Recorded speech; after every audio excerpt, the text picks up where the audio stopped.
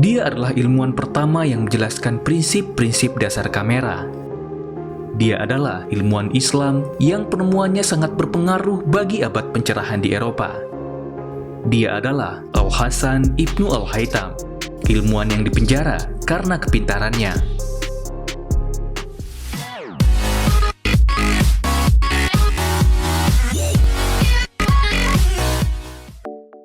Perkenalkan, saya Akbar. Kali ini kita akan membahas mengenai penemu kamera. Prinsip cara kerja kamera pertama kali dijelaskan oleh Al-Hasan Ibnu Al-Haytham, atau singkatnya Ibnu Al-Haytham. Dia adalah seorang ilmuwan berkebangsaan Arab yang lahir di Basra, Irak pada tahun 965 dan meninggal pada tahun 1040 Masehi.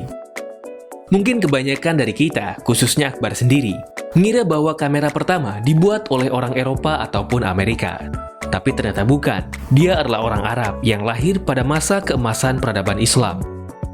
Pada waktu itu, pemerintahan Islam atau yang lebih dikenal sebagai khilafah mengedepankan riset mengenai sains dan teknologi dalam skala yang sangat besar, sehingga menghasilkan banyak ilmuwan dan teknologi canggih pada zamannya.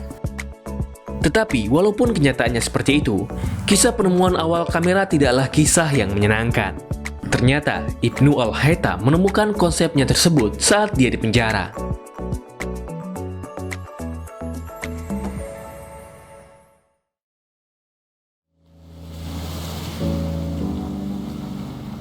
Ibnu Al-Haytham lahir pada masa pengembangan riset dan teknologi berkembang pesat dalam dunia Islam.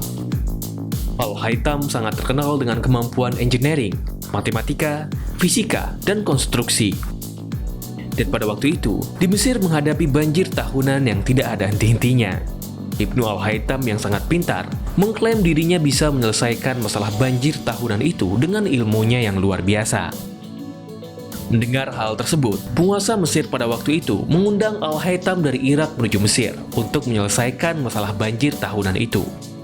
Dan setelah sampainya di Mesir, Al-Haytham mempresentasikan konsepnya pada raja saat itu mengenai sebuah bendungan besar. Konsepnya ini sangat bagus, tapi sayangnya tidak bisa dipraktekkan. Dan Al-Haytham yang awalnya sesumbar bisa menyelesaikan masalah banjir dengan ilmunya, dianggap gagal. Penguasa Mesir pada waktu itu, Khalifah Abu Ali Mansur, tokoh yang sangat kontroversial, sangat kesal dengan Ibnu Al-Haytham.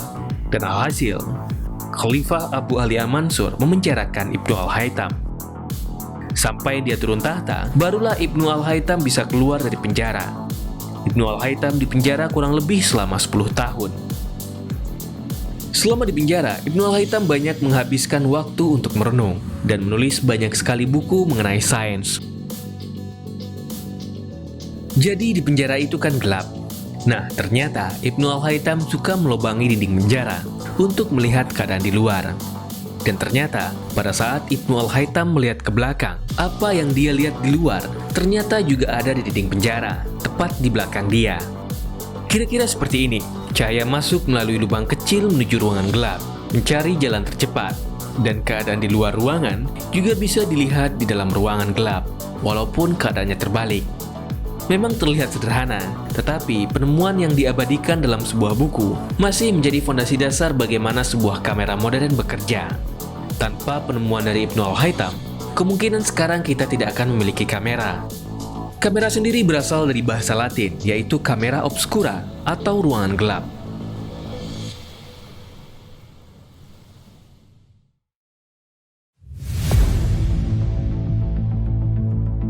Pada saat abad pencerahan di Eropa, buku-buku sains Islam banyak diterjemahkan ke dalam bahasa Latin. Salah satunya yaitu buku karya Ibnu Al-Haytham, Kitab Al-Manazir.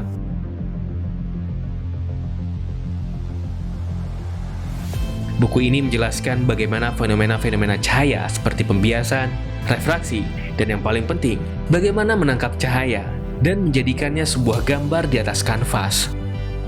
Buku Kitab Al-Manazir karya Ibnu Al-Haytham yang telah diterjemahkan ke dalam bahasa Latin ternyata memegang peranan penting bagi abad pencerahan di Eropa. Bukunya telah dibaca dan sangat berpengaruh bagi Robert Bacon, Leonardo da Vinci, Isaac Newton, dan juga Johannes Kepler. Tapi sangat disayangkan, nama Ibnu Al-Haytham tidak disebut di dalam buku pelajaran mainstream. Ibnu Al-Haytham diketahui juga menulis lebih dari 200 buku, diantaranya mengenai engineering, astronomi, dan matematika.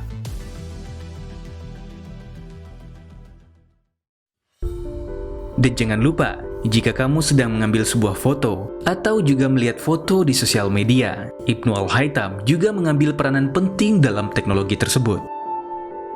Pelajaran yang kita bisa petik dari penemuan kamera pertama di dunia ini, yaitu jika kita sedang menghadapi sebuah kesulitan, bukan berarti itu adalah hal yang buruk.